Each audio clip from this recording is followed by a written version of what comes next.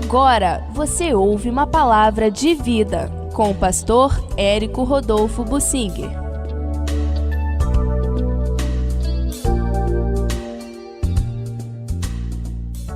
Falar sobre o apóstolo Paulo em sua viagem para Roma e quando chegou em Roma. Ele sonhava ou planejava ou desejava ir a Roma. Quando escreveu a carta aos Romanos, aparentemente ele não conhecia Roma. Ele tinha muitos parentes lá e sabia de muitos cristãos que estavam vivendo em Roma. A cidade de Roma era a capital do mundo naquela época e o evangelho já tinha chegado a Roma quando do Pentecostes, até antes do Pentecostes, no ministério de Jesus, provavelmente muitos romanos e outros cidadãos romanos de outros lugares já tinham conhecido ou pelo menos ouvido falar de Jesus. Por ocasião do Pentecostes, o evangelho se expandiu. Muitos de Roma estavam em Jerusalém no dia de Pentecostes e eles foram batizados com o Espírito Santo, se converteram, receberam a palavra e voltaram levando o evangelho para Roma. Quando o apóstolo Paulo escreveu a carta aos Romanos, que foi das primeiras cartas do Novo Testamento, ele já sabia de um monte de células. Ele cita no capítulo final, 16, cerca de 20 células da igreja na cidade de Roma. Naquela época não se podia construir templo nenhum. A igreja se reunia nas casas e Paulo sabia de quase 20 lugares onde a igreja se reunia em Roma. E o grande desejo dele era estar com aqueles irmãos e poder comunicar alguma coisa mais do evangelho, e a própria carta aos Romanos, a epístola aos Romanos, é o melhor compêndio doutrinário no Novo Testamento. Deus usou o apóstolo Paulo para colocar em ordem lógica os assuntos referentes à doutrina cristã. E para nós é um tesouro a carta aos Romanos. Mas ele queria conhecer pessoalmente os romanos. E Deus mostrou para ele que isto não era tão importante. Já que ele tinha escrito, já que ele podia manter contatos, já que ele podia orar pelos cristãos de Roma, o estar pessoalmente com eles não era tão importante assim. Eu me lembro de um irmão que quando esteve comigo pessoalmente, ele acalentava o grande desejo de estar comigo, de me conhecer pessoalmente. Quando ele conheceu, eu achei muito interessante, no final ele foi sincero: pastor, eu queria muito te conhecer, mas eu prefiro na rádio, eu prefiro ouvir. Ou seja, uma espécie de decepção. Eu achava que seria um grande homem, eloquente, isso e aquilo. O apóstolo Paulo era exatamente assim. As pessoas ouviam a pregação e recebiam o que ele tinha escrito e ficavam impressionadas, mas quando conheciam pessoalmente, diluía-se aquela impressão e as pessoas ficavam meio decepcionadas. Mas é esse homem, a presença dele é tão fraca assim. Pois é o que a Bíblia diz. E eu achei isso interessante. Deus queria mostrar para ele: meu servo, se eu fizesse de você pujante. Paulo já estava todo machucado, todo quebrado, apedrejado, surrado. Ele já tinha levado muitos açoites, o corpo dele já estava machucado, a presença dele fisicamente era muito fraca. Provavelmente ele nem tinha mais um vozeirão para falar alto e ele impressionava pouco com a presença dele. E Deus quis mostrar: meu servo, não é tão importante você estar pessoalmente, eu quero usar você sim. E aí Deus levou o apóstolo Paulo para Roma, não como ele queria, mas preso.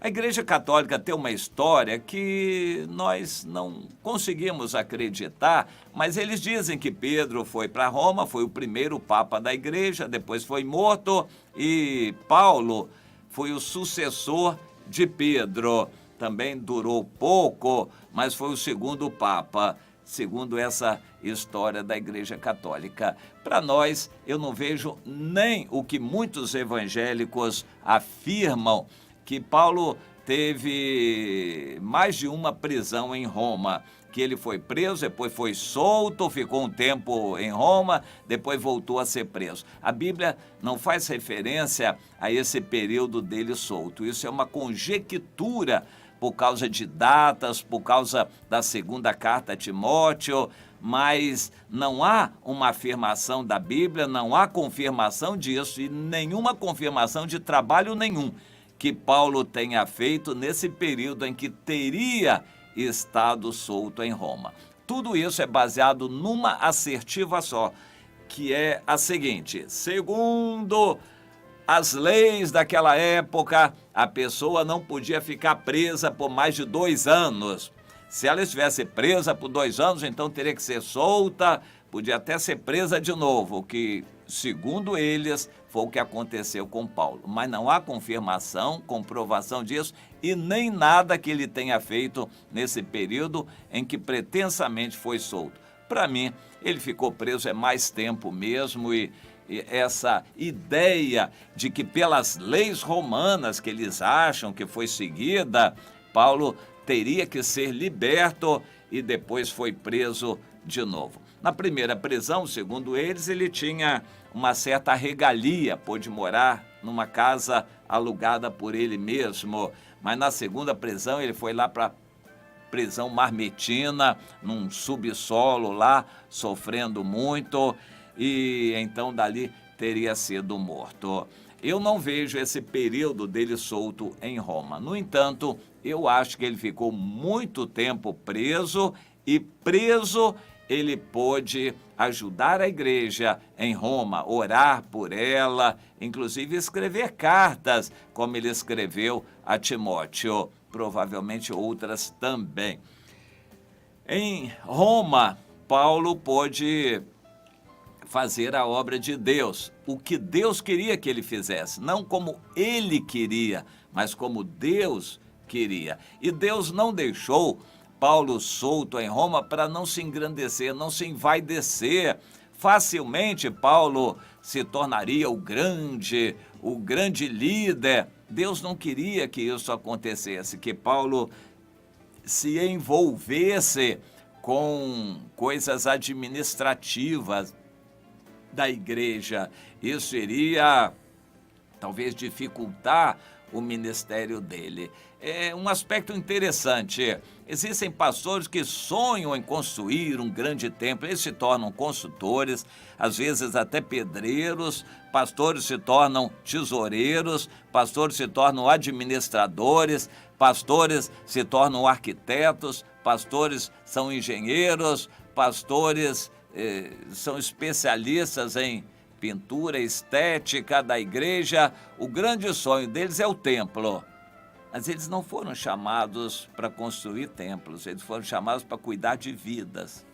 E aqui está uma grande diferença. Se Paulo se envolvesse com a administração da igreja que já estava crescendo muito em Roma, ele não poderia ser o que foi, aquele pensador puro, escritor ungido, homem de oração. Ele não conseguiria ser. A gente não consegue chupar cana e assobiar ao mesmo tempo. Ou a gente se dedica à oração e ao ministério da palavra, ou a gente se dedica ao dinheiro e às coisas materiais.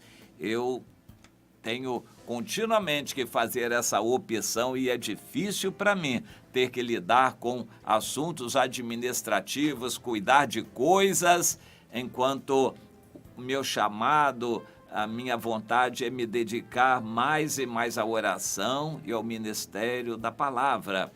Eu vejo muita dificuldade.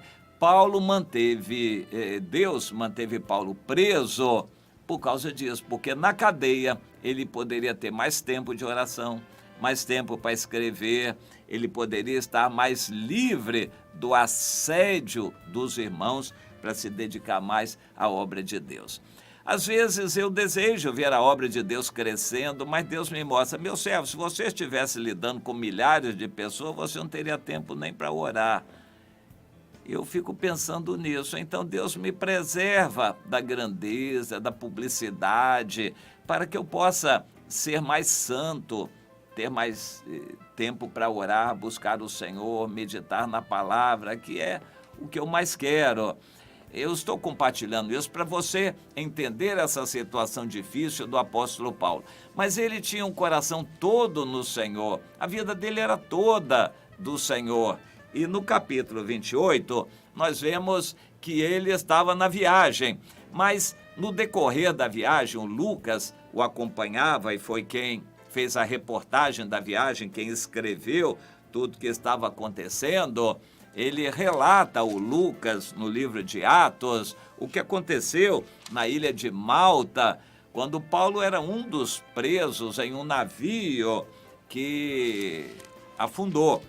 E eram 276 pessoas ali.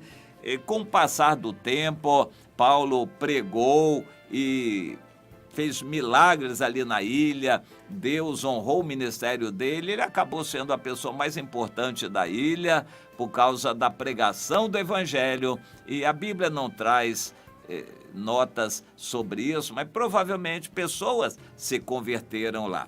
Depois diz que eles embarcaram, ao cabo de 3 meses na ilha de Malta, embarcaram num navio alexandrino e foram tocando para Siracusa, Régio, Puteoli, e aí chegaram ali na praça de Ápio e das Três Vendas, se dirigindo a Roma. Aquilo já era uma periferia de Roma, e foi assim que em cada lugar desses, Paulo teve muita liberdade.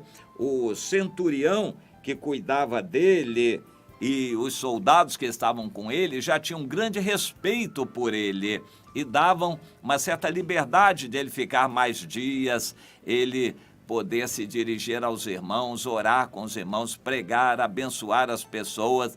E os soldados e o centurião ficavam também acompanhando aquela pregação. E foi dessa maneira que ele chegou em Roma, e logo chegando, foi-lhe permitido morar por conta própria. Ele tinha lá alguns soldados que tomavam conta dele, era uma prisão domiciliar. Prisão domiciliar. E Paulo, então, preso, mas com toda a liberdade dentro da sua casa, podia receber quem ele queria. E o mais interessante é que era uma prática dele, primeiro, sempre falar do evangelho aos judeus, ainda que eles não quisessem ouvir. E aqui a história não foi diferente. Quando Paulo chegava numa cidade, se dirigia à sinagoga daquela cidade. Aqui em Roma ele não pôde ir à sinagoga, então ele chamou os judeus da sinagoga que viessem à casa dele. E como a fama daquela seita já era grande, muita gente veio, muitos judeus vieram e provavelmente encheram, superlotaram a casa de Paulo. E ele passou um dia inteiro, desde manhã até de tarde, falando da essência do evangelho, procurando convencer os judeus a respeito de Jesus no Antigo Testamento para os judeus. E até deu certo em algumas pessoas que passaram a crer. Outros não, foram embora, e Paulo sacudiu o pó dos pés. E aqui no final do livro de Atos, Paulo faz um desabafo para aqueles judeus. Olhem, para vocês o evangelho teria que ser pregado primeiro, e aqui também está sendo pregado, mas agora, se vocês não querem, eu estou limpo do sangue de vocês. A partir de agora, eu sou todo dos gentios e vou pregar para eles, porque eu já cumpri minha obrigação de pregar primeiro para vocês. Interessante, e ficou livre. E a Bíblia também não faz um balanço numérico, porque isso traria vaidade para Paulo ou motivo de idolatria em outras pessoas que passariam a adorar o São Paulo, mas certamente muita gente se converteu. Anos depois, metade da população da cidade de Roma já estava convertida. Houve muito sucesso no trabalho de Paulo em Roma.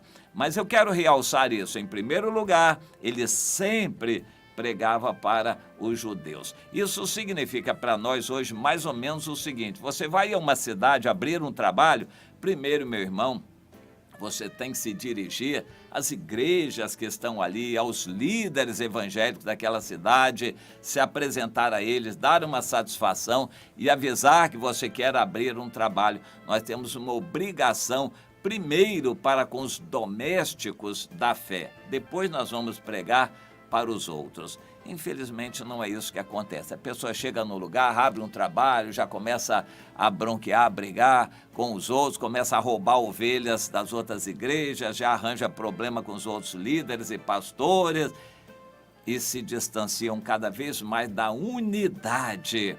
Que Deus nos livre dessa atitude e aprendamos com o apóstolo Paulo. Não reclamava da saúde, não reclamava dos maus tratos, não reclamava da prisão, mas aproveitava todas as oportunidades. Na viagem, chegando a Roma, onde ele estivesse, o coração dele era de um desejo só: falar de Jesus. Que você passe a viver assim, minha irmã, meu irmão, a partir de hoje, fale de Jesus e queira na sua vida somente falar de Jesus. Por onde for, onde você estiver, queira somente falar de Jesus.